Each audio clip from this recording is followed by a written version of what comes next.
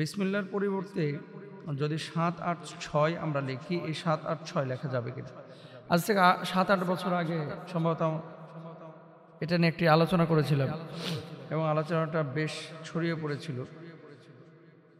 আমি বলেছিলাম যে ৭, ৮, ৬ এটা মুসলমানদের থেকে আসে না, এটা অন্য ধর্মের মানুষের থেকে আসতে পারে।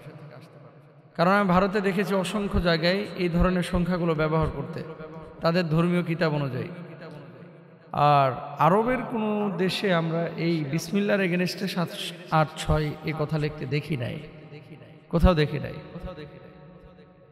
আর যদি স্বল্প সংখ্যক কিছু মানুষ ব্যবহার করে থাকে, তাহলে হয়তো বা উপমহাদেশের কোনো কালচারের সাথে প্রভাবান্বিত হয়ে এটা করেছে। প্রথমত আসেন ৭, ৮, ৬ আসলে জিনিসটা কি? আরবি হরফের কিছু মান গবেষকরা বের করেছিলেন।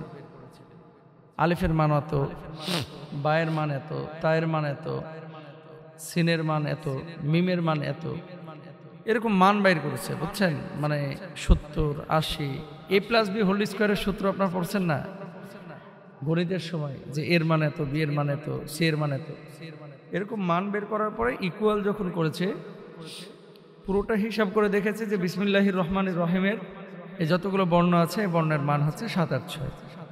এই জন্য হালখাতার চিঠি, দোকানের ক্যাশ হিসাবের যে নোটবুক, সব কিছুতে আগে কিছু মানুষ লিখে রাখতো ৭, ৮, ৬, বিসমিল্লাহ লিখতো না।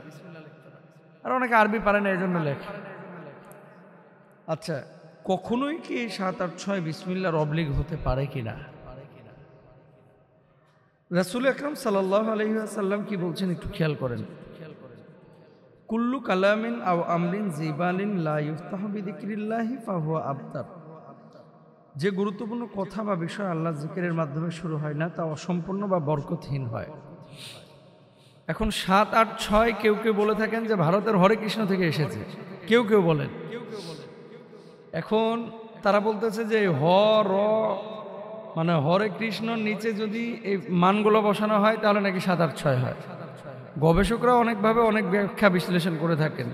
আর কেউ কেউ বলছেন যে না, বিসমিল্লাহির রহমানির রহিমের মানও হয় ৭, ৮, ৬। আপনাদেরকে একটা কথা বলি, হাদিস থেকে কিন্তু এটা প্রমাণিত না, এটা মানুষের বানানো।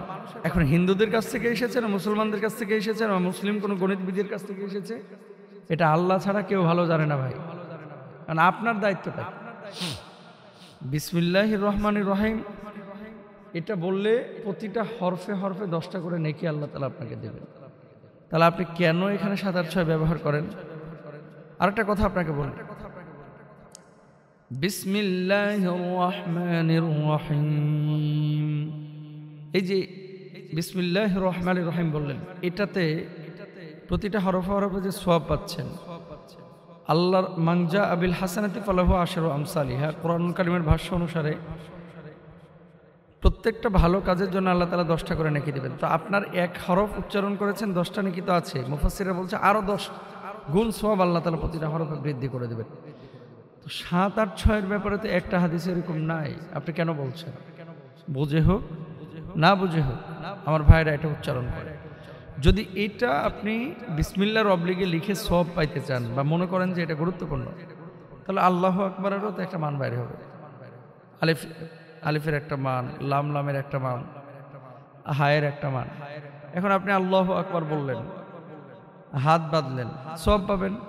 এখন আল্লাহু আকবারের যে মানটা আছে, এই মানের জায়গায় যদি আপনি ওই মানটা উচ্চারণ করেন, কেমন? আল্লাহু আকবারের মান ধরেন ৩১৪, এখন আপনি বললেন ৩১৪, নামাজ হবে? আপনি রুকুতে যাওয়ার সময় বলতেছেন ৩১৭, নামাজ হবে? হবে না। আপনি আল্লাহু আকবার, সামি আল্লাহু লিমান হামিদা, সুবহান রাব্বিয়াল আলা, প্রত্যেকটার কিন্তু একটা করে মান পাবেন, নামাজ তো হবে না। এই জন্য আমরা বলি যে প্রত্যেকটা কাজের শুরুতে বিসমিল্লাহির রহমানির রহিমই আপনি বলবেন। ৭, ৮, 6 এটা লিখবেন না, এটা ব্যবহার করবেন না। এটা আমাদের অনেক পূর্ববর্তী ভাইয়েরা বোনেরা বুঝে হোক না বুঝে হোক ব্যবহার করেছে, আপনারা করবেন না। সরাসরি বিসমিল্লাহির রহমানির রহিম হয় বাংলা উচ্চারণে লিখবেন অথবা আরবি উচ্চারণ লিখবেন, আর মুখে যদি উচ্চারণ করেন তাহলে আরবিটা উচ্চারণ করবেন। আল্লাহ তাআলা